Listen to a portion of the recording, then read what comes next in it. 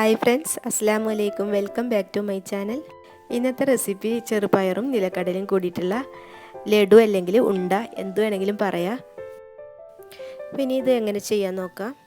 PAN ചൂടാകുമ്പോൾ അതിലോട്ട് 2 cup ചെറുപയർ ഇടുക. ഇത് ലൈറ്റായിട്ടൊന്ന് ബ്രൗൺ കളർ വരുന്നത് വരെ നമുക്ക് ചൂടാക്കി എടുക്കണം. ഏകദേശം ഒരു 10 മിനിറ്റോളം നമ്മളൊന്ന് ഇളക്കിക്കൊണ്ടിരിക്കണം. ഇത് കഴുകി ഉണക്കിയിട്ടുള്ള ചെറുപയറാണ് കേട്ടോ.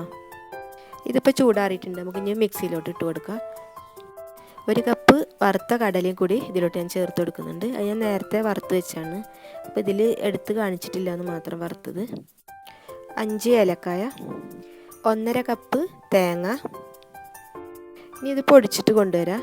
അപ്പോൾ ഇത് നന്നായിട്ട് പൊടിഞ്ഞ് കിട്ടുന്നില്ല, ചെറുതായിട്ടൊരു തരിതരയൊക്കെ ഉണ്ടാവും. അങ്ങനെ ഉണ്ടാവുമ്പോഴാണ് ടേസ്റ്റ്. ഇപ്പോൾ ഇതുപോലെ തരിതരയായിട്ട് തന്നെ പൊടിച്ചെടുത്തിട്ടുണ്ട്. ഇനി ഇതിലേക്കൊരു 3-4 ടേബിൾ സ്പൂണ് നെയ്യ് ചേർത്ത് കൊടുക്കുക.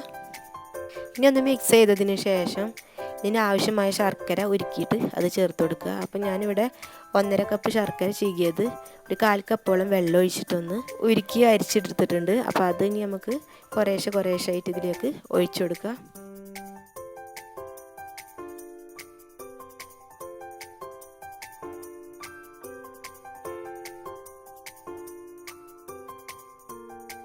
ഇനി കൈ വെച്ചിട്ട് തന്നെ നന്നായി കുഴച്ച് ഇതുപോലെ തന്നെ ഉരുളാക്കി എടുക്കുക. എല്ലാ വീടുകളിലും ചെറുപയർ സ്റ്റോക്ക് ഉണ്ടായിരിക്കും, പക്ഷേ കുട്ടികൾ ഇത് കഴിക്കില്ല. കറി വെച്ചാലൊന്നും ആർക്കും ഇത് വേണ്ട.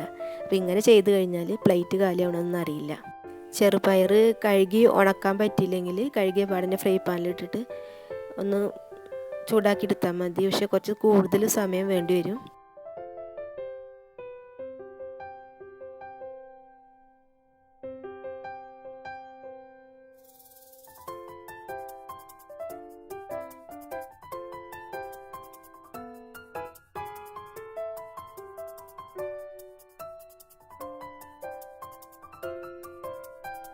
അപ്പോൾ ലഡു ഇവിടെ റെഡി ആയിട്ടുണ്ട്.